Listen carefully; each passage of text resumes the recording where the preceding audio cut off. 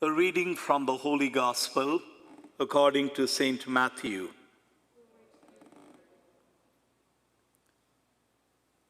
Jesus summoned his 12 disciples and gave them authority over unclean spirits to drive them out and to cure every disease and every illness. The names of the 12 apostles are these. First, Simon, called Peter, and his brother Andrew. James, the son of Zebedee, and his brother John. Philip and Bartholomew. Thomas and Matthew, the tax collector. James, the son of Alphaeus and Thaddeus. Simon the Canaanian, and Judas Iscariot, who betrayed Jesus. Jesus sent out these 12 after instructing them thus: "Do not go into the pagan territory or enter a Samaritan town. Go rather to the lost sheep of the house of Israel. As you go, make this proclamation: the kingdom of heaven is at hand." Sisters and brothers, the Gospel of the Lord.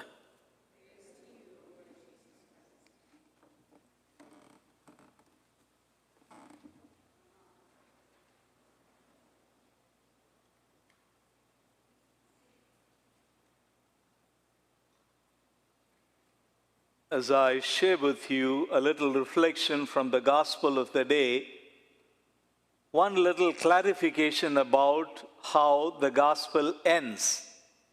As Jesus sends his disciples as apostles out into the world, he tells them, do not go into pagan territory or even enter a Samaritan village. Rather, go to the lost sheep of the house of Israel. You know, the gospel comes to us at a time when we are acutely aware of the need for diversity, of the need for us to acknowledge one another, whoever they are and wherever they may come from, whatever language they speak. And there is also this cry for racial justice that we are called to lend our voice to as good Christians and citizens. And so I thought I would just make a little comment on that.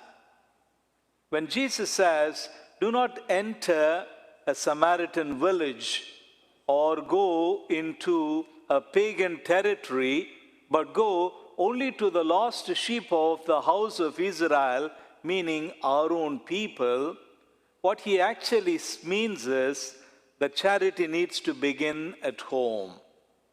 As you are disciples and now are being sent out as apostles, once you evangelize these people that are close to you, then they, in their own turn, will get out to the world and be witnesses to the love of God. So don't ever misunderstand that. It's not about prejudice or about a bias towards one's own people, nepotism, or racial injustice. The meaning is totally different.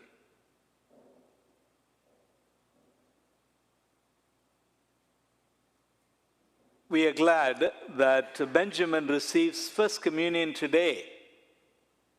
And even as I was thinking of him and what to share with him and his family and with you from the Gospel of the day, I found a little connection.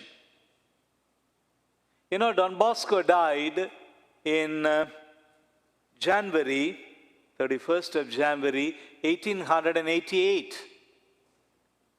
But then his body wasn't buried right away.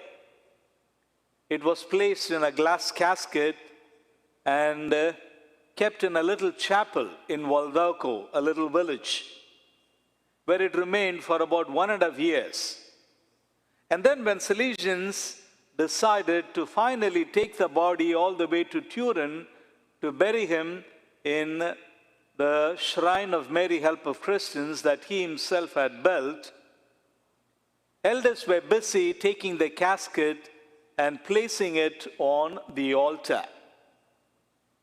And in all that commotion, a little girl named Lucy, more or less of Benjamin's age, disappeared.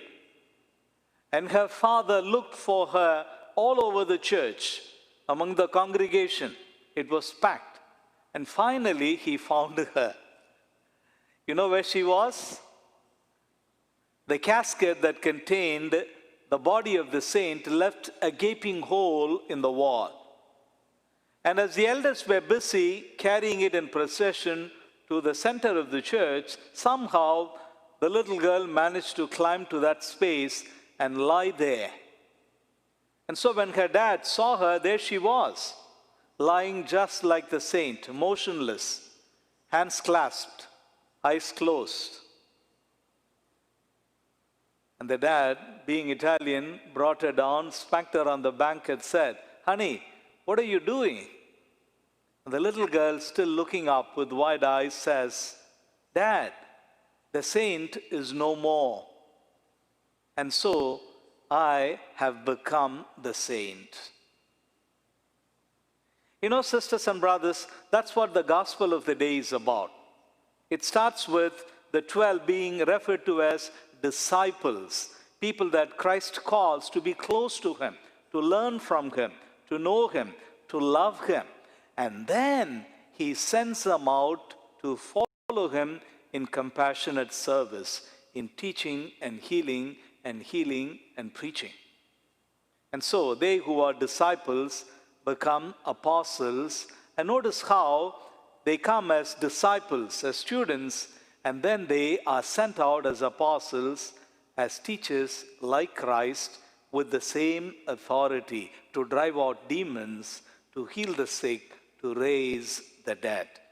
In other words, the 12 are called to become another Christ, to be the Christ to the world, to go and prepare the setting for Christ to show up and appear and arrive. Something like that happens today with Benjamin. In a little while, he'll come up, put out his hand, and receive the body of Christ. And consuming it, he will be made the body of Christ by what he eats. And then he'll go back to the world as a little apostle, bearing Christ to those that he comes into contact with. And so we started the day with the rosary, meditating on how we would like to be witnesses to the resurrection of Christ, how we would like to bring God to our people. And so today, I ask you, each time we come to the church, it's to enjoy this closeness with the Lord, to learn from him, to learn of him, become as disciples. And then, at the end of the Mass, we are dismissed and we are told, go, the Mass is ended. Go. There is a sense of urgency. There's job to be done. What are you doing here? Go. Set the world on fire with love for Jesus. And so, I ask you,